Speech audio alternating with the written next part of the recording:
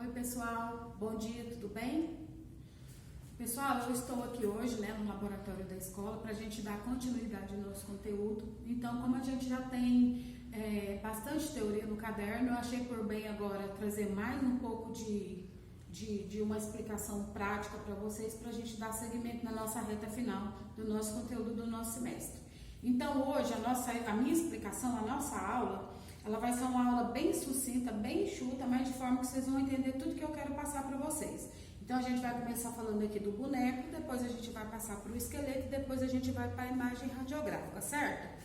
Gente, o meu interesse não é aprofundar na anatomia torácica e nem tanto na abdominal. Mas o que acontece?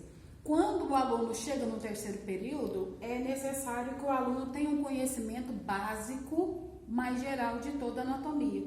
Então, eu sei que o Rodolfo, ele veio aprofundando nos sistemas. Então, eu não estou aqui para aprofundar nos sistemas. O que eu quero? Qual que é a mensagem que eu quero passar para vocês nessa reta final de anatomia? Falar para vocês que, além de vocês saber, conhecer a anatomia sistêmica, vocês conhecerem a anatomia fisiológica, vocês saberem a funcionalidade. Então, eu trouxe aqui esse boneco e logo assim que eu terminei crânio com vocês, que eu terminei glândulas, a gente já começou pela anatomia do tórax. Então, o que eu quero chamar a atenção para vocês?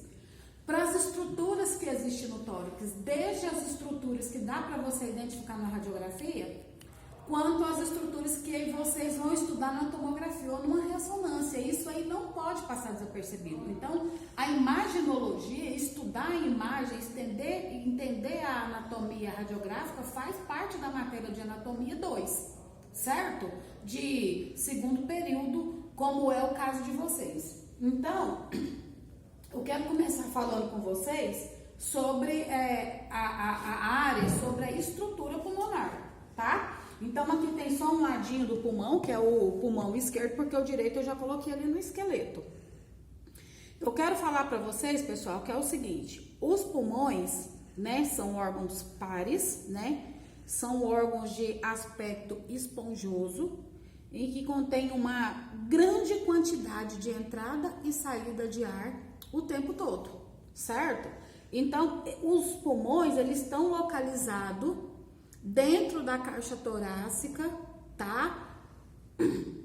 Sendo o direito formado por 3 lobos, superior, o médio e o inferior, e o pulmão direito, esquerdo, que só tem 2 lobos, tá? Graças a Deus por isso, para dar maior espaço à área cardíaca. Então, meninos, no pulmão, nós temos aqui aderido ao pulmão uma pleura chamada pleura visceral. Eu acredito que vocês aprenderam isso com o Rodolfo. Lembram disso?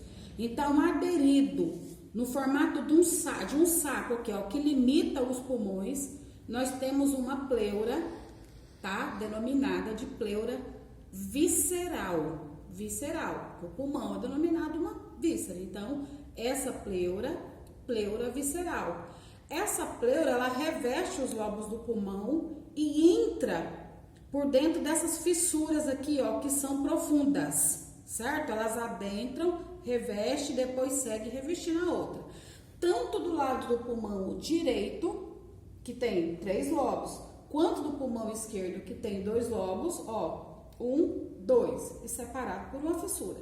Então, todos os 2 são revestidos por essa pleura, certo? Então, essa membrana serosa que reveste o pulmão, pleura visceral. E nós temos uma outra pleura, que é a pleura que reveste a parte externa dos pulmões, mas que em contrapartida reveste toda a parte interna da nossa caixa torácica, Veja bem que se não fosse isso, os nossos pulmões, pelos nossos movimentos que a gente fosse fazer, facilmente os nossos pulmões, eles iam ficar o quê?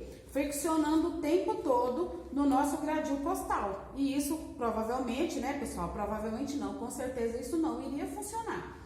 Então, meninos, se no pulmão eu tenho uma pleura visceral, Por fora dessa pleura visceral, eu tenho uma outra pleura denominada de pleura parietal, certo?